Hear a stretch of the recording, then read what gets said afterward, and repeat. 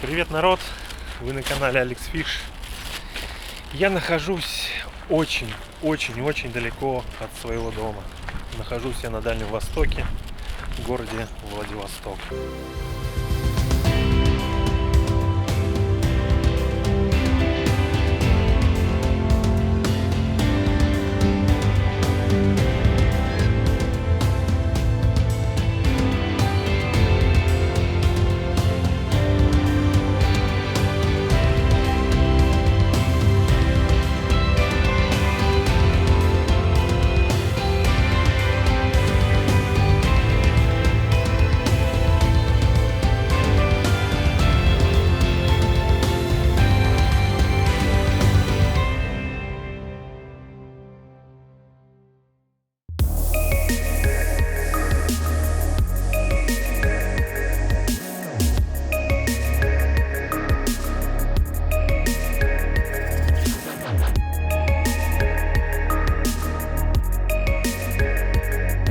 Ну что ж, друзья, пересадка у меня в Москве, в принципе, как обычно. И мне приходится получать багаж по той причине, что я покупал отдельно. Самара-Москва, Москва-Самара, Москва-Владивосток, Владивосток-Москва.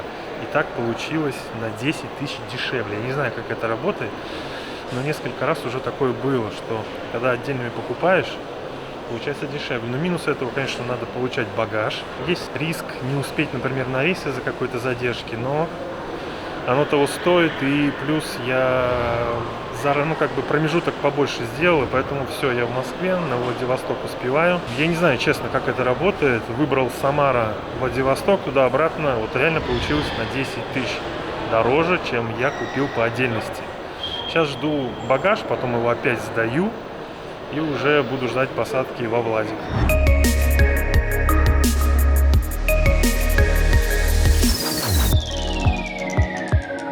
что ж, друзья, все. Я прошел все досмотры. Теперь мне осталось подождать 3,5 часа. Как я говорил, взял промежуток побольше, чтобы успеть спокойно. 3,5 часа, и Боинг 3 семерочки меня повезет на Дальний Восток, город Владивосток.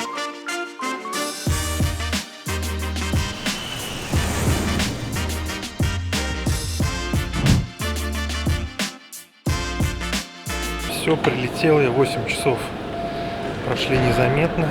Сейчас получаю багаж и еду заселяться. В этот раз я решил попробовать поехать на Аэроэкспрессе во Владивостоке. Сейчас посмотрим, потому что у меня еще заселение только в 12. Я приехал в 9, ну вернее в 10 даже, поэтому у меня есть время. И вот хочу поехать на Аэроэкспрессе, пока туда-сюда уже можно будет заселяться.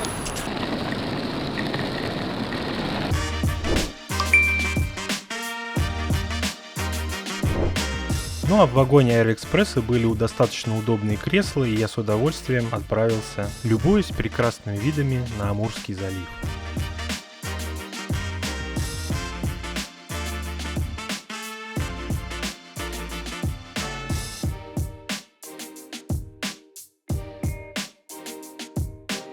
Прибыв на железнодорожный вокзал Владивостока, я вызвал Яндекс.Такси и отправился в гостиницу.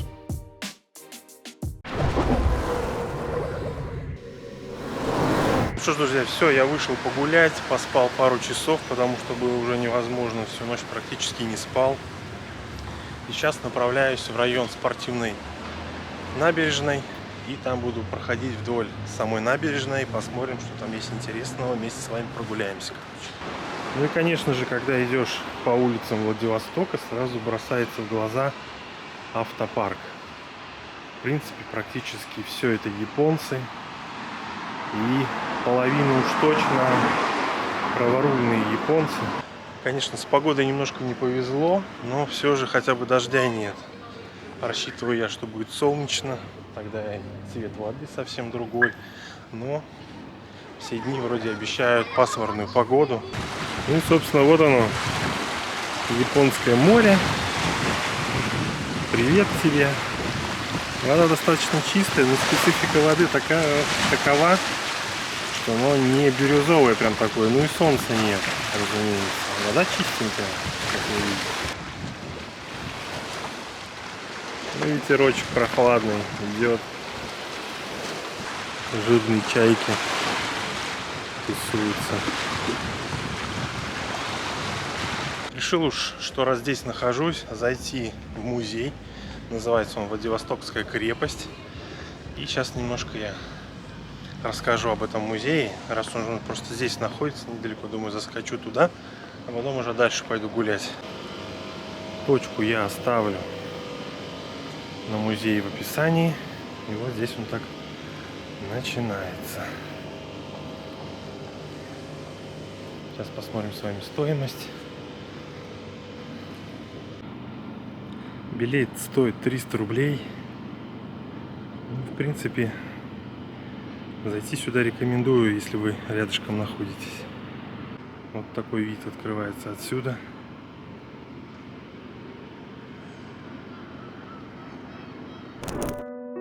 Владивостокская крепость – это комплекс уникальных долговременных оборонительных сооружений, которые были построены в конце 19-го, начале 20 века. При постройке крепости был учтен опыт русско-японской войны, поэтому крепость являлась наиболее укрепленной из всех строившихся в данное время. Объекты крепости разбросаны на огромной территории от пригорода Владивостока до островов залива Петра Великого. Ну а музей, который посетили мы с вами, находится на базе батареи Безымянной в центре города. В уличной экспозиции представлены артиллерийские и зенитные орудия, минометы и ракетные комплексы. В залах можно увидеть археологические артефакты и экспонаты, связанные со средневековым периодом освоения Приморья. Также вы здесь познакомитесь с историей и основанием строительства Владивостокской крепости.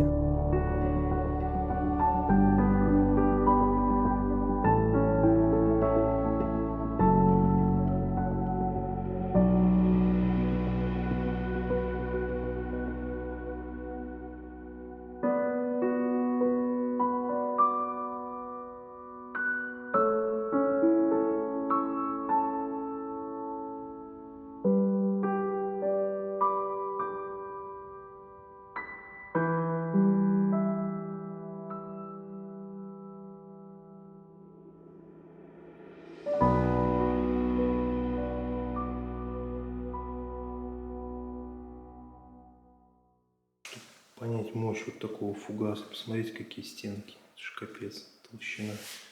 Вот он стоит целый, а вот разорвавшийся осколками. Тут вот какая толщина. Капец такой по кораблю шарахает. Это ж вообще ужас. Ну а на этой карте показаны все укрепления, которые были построены во Владивостоке.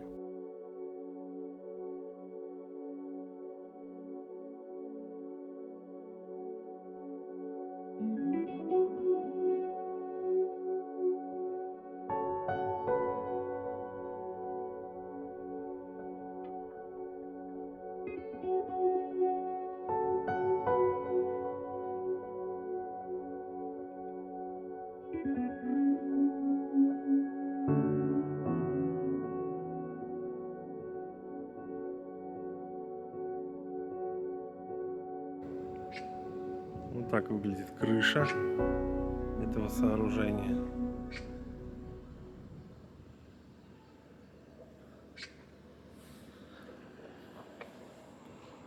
Ну и вот так торчали эти пушки, которые выстреливали снаряды по японским кораблям. Ну и вот можно здесь прям сесть на стульчик и почувствовать себя артиллеристом. Ну и как я уже показывал, прекрасный вид при входе в музей. Сейчас мы с вами еще раз это посмотрим.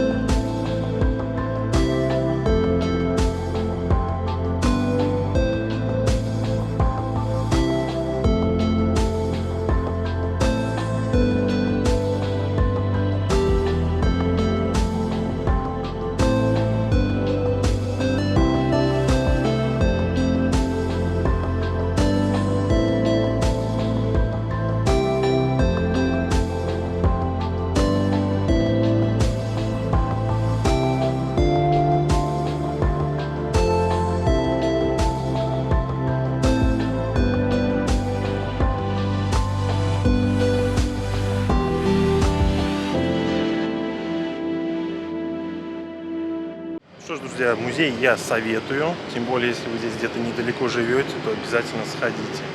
Прям, конечно, персонально ехать в него, ну, не знаю, советовать так не буду. А вот если вы здесь прогуливаетесь, то вы обязательно зайдите, потому что за 300 рублей посмотреть, почтить память бойцов, в принципе, классно. Ну а мы с вами продолжаем прогулку, и сейчас как раз и будем прогуливаться вдоль набережной. Блин, если бы было солнце, прям светило, я бы, наверное, искупался. Хочу сказать, что это второе видео мое о Владивостоке. В прошлом году я тоже снимал одно такое полноценное видео, поэтому если что-то в этом не показывал, значит в том было. Но мне осталось немножко, и мы с вами прибудем на пляж. Пляж называется Кунгасный парк. Ну, собственно, вот он и пляж, друзья. Вы сами понимаете, сезон закончен. Никто не купается уже. Вода чистейшая. Обязательно сейчас потрогаем с вами. Умоемся, так сказать, морской водичкой.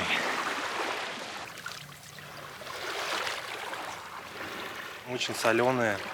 Соленее, чем Черное море. Я это в прошлый раз говорил. На Средиземное похоже по солености.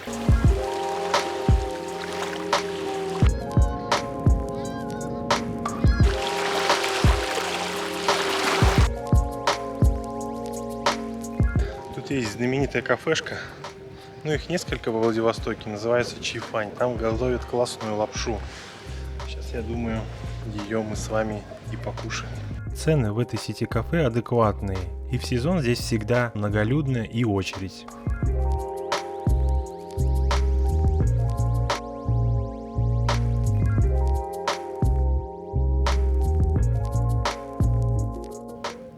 Готовят очень быстро. Буквально 5 минут лапша готова. Я взял с курицей и с овощами, 220 рублей. Ну и порция очень огромная.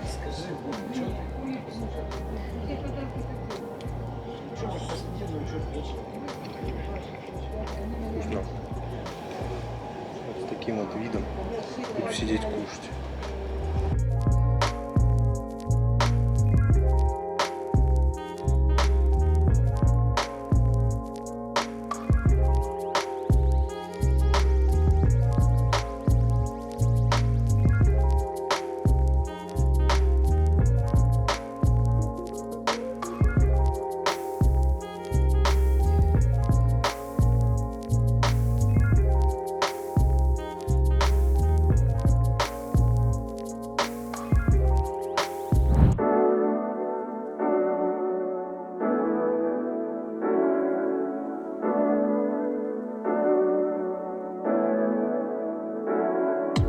Что ж, друзья, сейчас мы оказались с вами, можно сказать, на самой южной точке Владивостока, именно материка.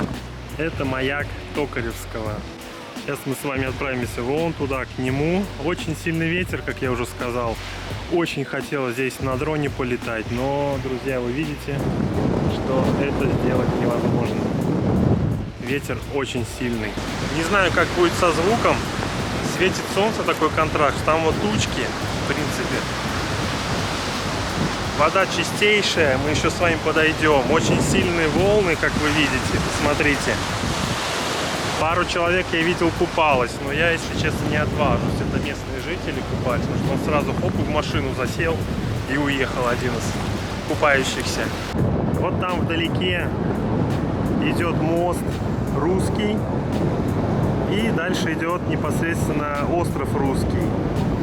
Сегодня разлетались военные самолеты, весь день, пока по работе ездил, туда-сюда гоняли. Там вот прогулочный катер идет, как раз к маяку, скорее всего, показывать.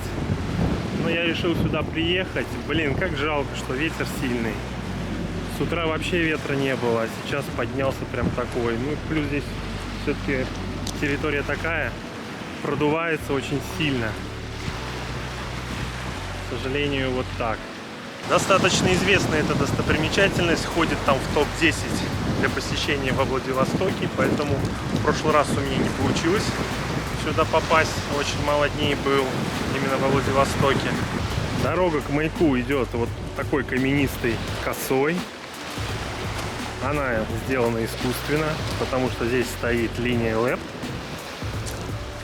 Соответственно, для нее как раз это все и сделали. Не видно, наверное, вам, но здесь уже вода такого более естественного морского вида. Ну и вот он вдали виднеется маяк.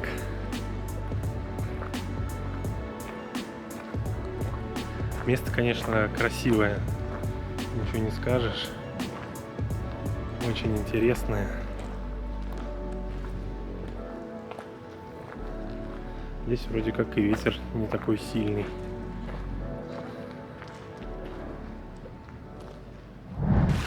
Дорожка здесь сужается, друзья. И, как сказано, я читал в интернете, когда прилив, это все затапливается. Дорога к маяку. Пройти можно, здесь где-то глубина получается по щиколотку, но надо разуваться. То есть мне сейчас еще и повезло достаточно, потому что можно пройти именно так. И, кстати, на этой косе, когда тепло, так вот прям сидят люди, купаются. Неофициальный такой пляж тут, потому что мелкая галечка, купаться приятно, вода достаточно чистая. Да недостаточно, она просто идеально чистая, друзья. Чистейшая водичка. И вот так вот запечатлеть себя с маяком на память для видео. Он, кстати, действующий до сих пор. Токаревский маяк – это один из старейших маяков Владивостока. Маяк был возведен в 1876 году на оконечности Токаревской кошки. Данную дамбу искусственно насыпали на узкой отмели, которая ведет от южной части побережья Владивостока к небольшому островку. Маяк имеет высоту 11,9 метров, установлен на 8-гранном фундаменте. Дальность его действия 12 миль. Маяк и в настоящее время функционирует, но популярность именно у туристов он снискал благодаря своей фотогеничности и тому факту, что здесь заканчивается материк и начинается Японское море. Это место популярно и в зимнее время, так как здесь можно увидеть зимой обитателей океана, пятнистых тюленей и ларг.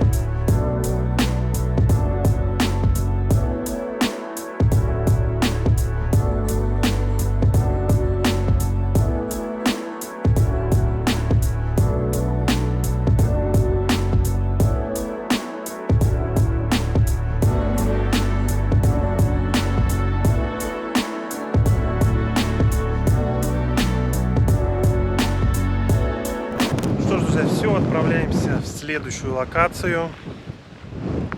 И называется она Миллионка. Расскажу, откуда пошло такое название, что там было, чем оно примечательно. И там у нас будет экскурсия по такому стрит-арту, так сказать. Граффити, где на официальном уровне разрешили разрисовать в Владивостоке здания. Знаменитая Владивостокская Миллионка – это полузаброшенный, почти нереальный город в городе. Ее точные границы знают только старожилы, хотя она расположена практически в центре города. Миллионка – это несколько кварталов в пределах современных улиц Владивостока. Но туристы могут пройти мимо и не оценить запутанный лабиринт домов, лестниц, тупиков и проходов. Внешне миллионка способна вызвать неприязнь разрухой, однако при всем этом она для Владивостока уникум. И фактически этот район был Чайна-таун во Владивостоке. Ну а такое название она получила благодаря тому, что здесь была достаточно плотная постройка и жило очень много приезжих китайцев. В современном Владивостоке ее облагораживают. Здесь открывается много различных тематических кафе. Ну и самое интересное для меня было это стрит-арт. Абсолютно множество зданий было разрисовано граффити. Ты ходишь по этим маленьким улочкам и любуешься различными пейзажами.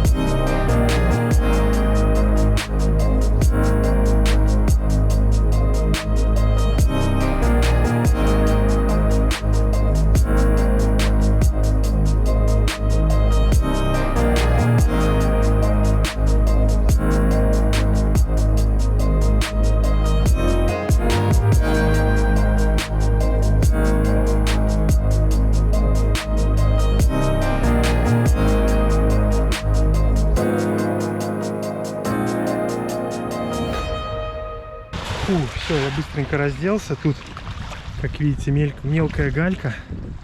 В принципе, заходить достаточно удобно.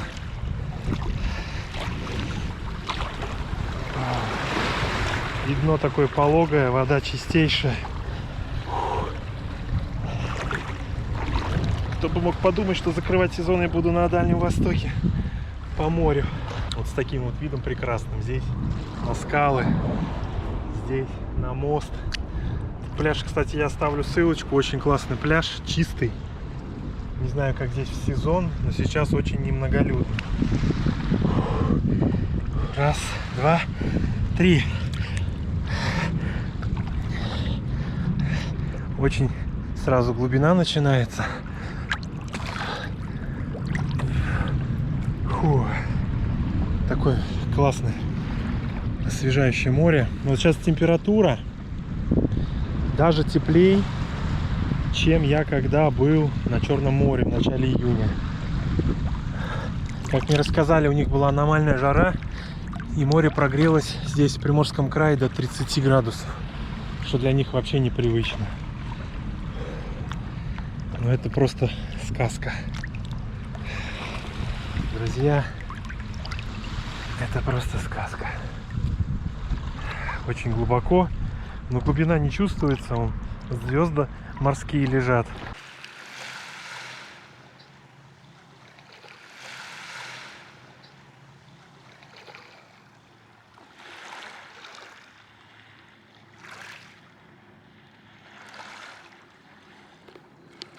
Вода кристально чистая, посмотрите, какая она чистая. Вот мои ноги видны. Такое море не встретишь иногда даже в Турции. Сейчас я погружу камеру под воду. Маску я не взял. Но мы с вами, может быть, что-нибудь увидим там. Давайте опускаемся.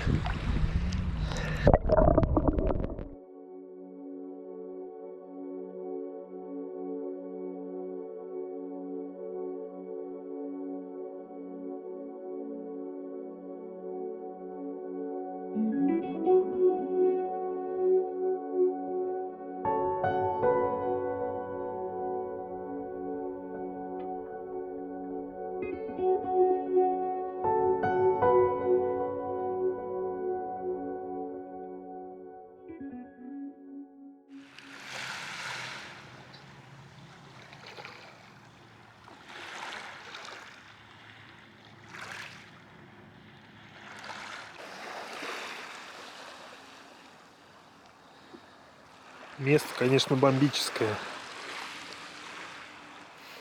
Вода меня не перестает удивлять по чистоте.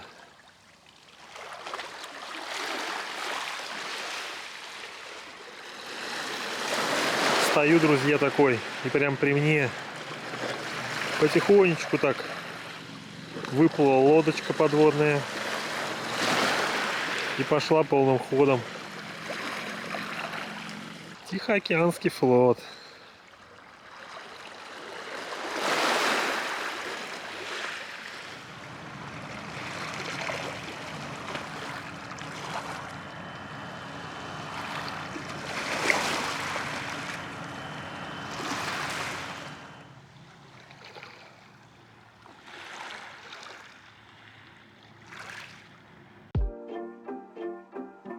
Возвращаясь домой, я проезжал по Золотому мосту, который перекинут через бухту Золотой Рог. Проезжая по мосту Золотой, ты видишь весь масштаб и что Владивосток является самым портовым городом в России.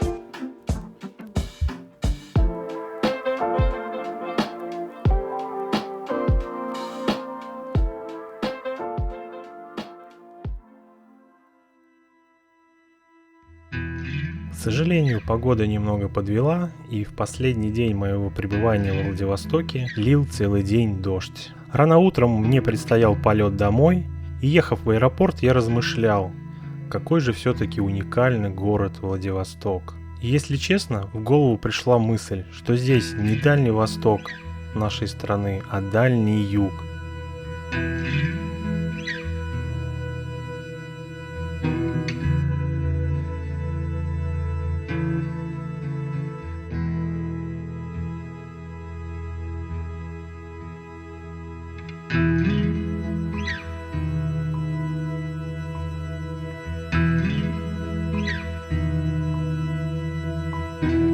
Друзья, на этом мое путешествие закончилось. Я снова в Москве, в аэропорту Шереметьево. И отправляюсь дальше домой. Всем пока, подписывайтесь на канал, до новых встреч.